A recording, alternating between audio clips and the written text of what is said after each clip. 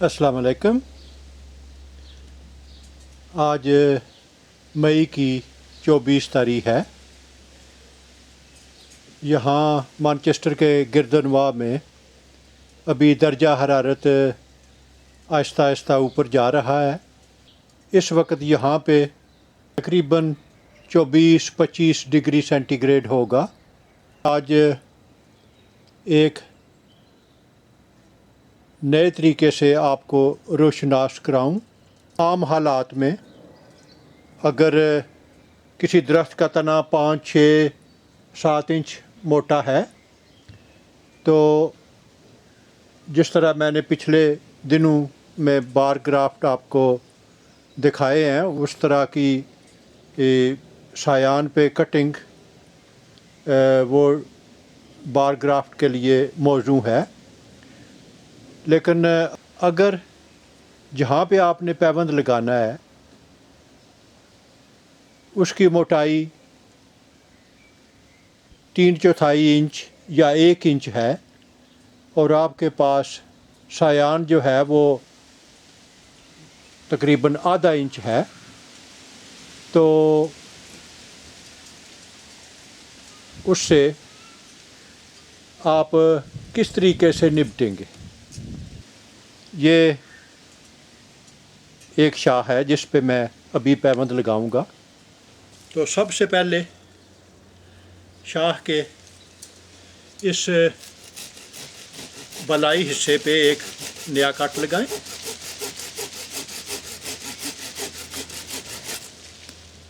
तो इसकी साइड पे कोई साफ जगह देख के तो एक लंबा कट लगाएं। अगर आप चाकू को दबाएं तो वो छिलके में से गुजरता हुआ इस लकड़ी तक चला जाएगा।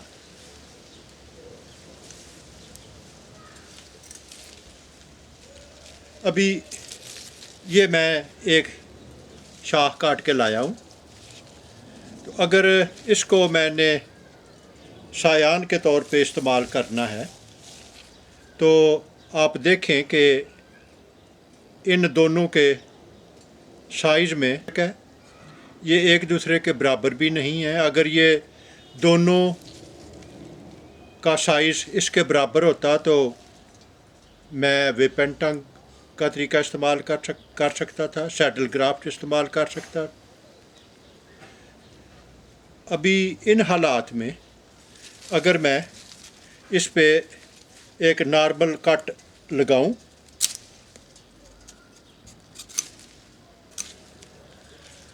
और इस तरह का कट अगर मैं छिलके के अंदर किसी तरह इसको फिट करूं तो ये लकड़ी दरमियान में इसका दरमियानी हिस्सा तो लकड़ी के साथ फिट हो जाएगा।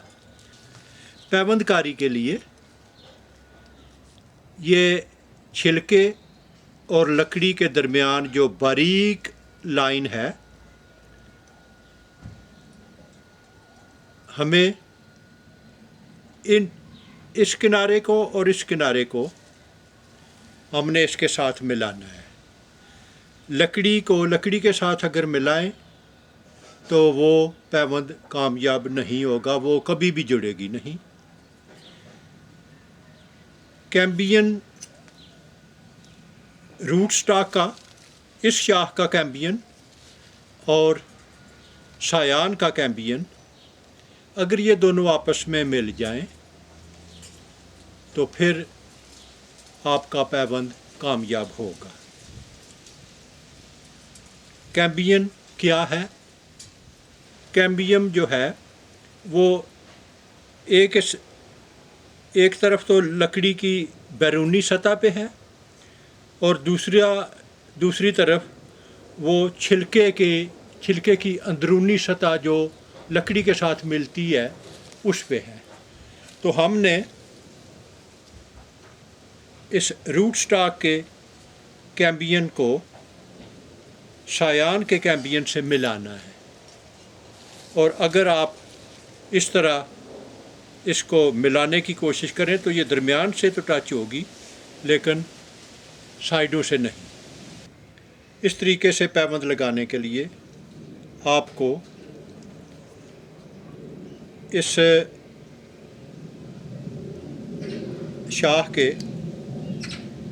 एक तरफ तकरीबन इसके वस्त तक आप चाकू से इस तरह कटाई करें।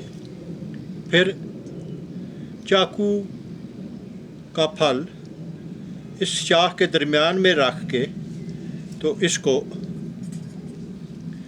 आहिस्ता आहिस्ता एहतियात से काटते जाएं।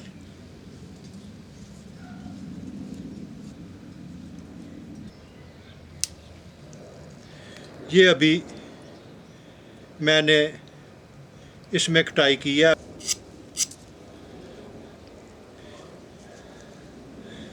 अभी इस तरह कटाई करने से ये इसकी मोटाई जो है वो मज़ीद कम हो गई है।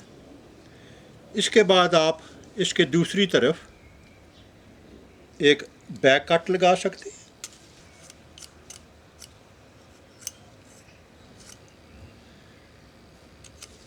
आखिर में इसको किनारों को तिरछा कर लें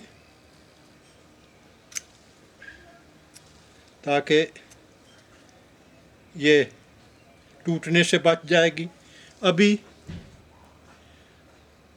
आपको सायान का कैम्बियन बखूबी नज़र आ रहा होगा। ये लकड़ी के बाहर और छिलके के अंदर ये है कैम्बियम की लहर।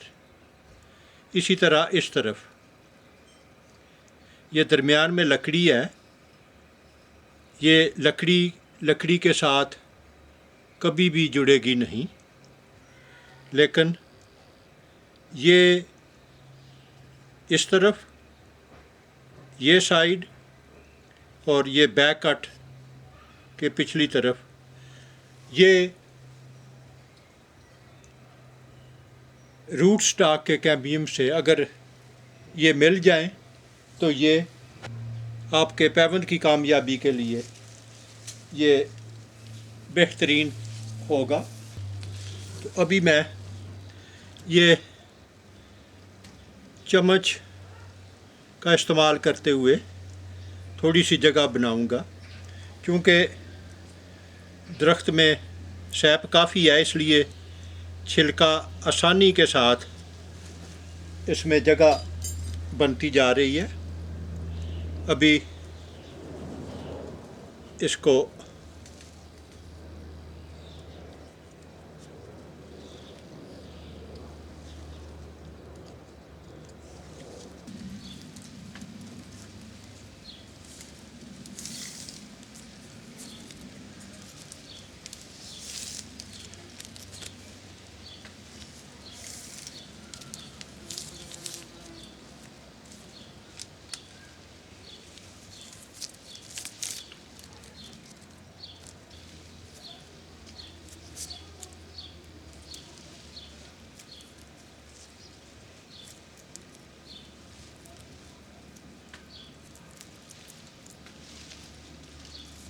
ये फालतू पट्टी काट दें। अभी इस सीलेंट की मदद से इसका बलाई हिस्सा सायान पे जहाँ जहाँ भी कोई कट लगाया गया है उसको, और इस पट्टी को हर तरफ से सील कर दें।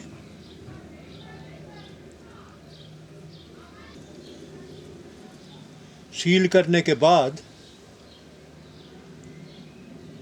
ये बेहतर होगा कि आप वक्तन फ़वक्तन इसे चेक करते रहें।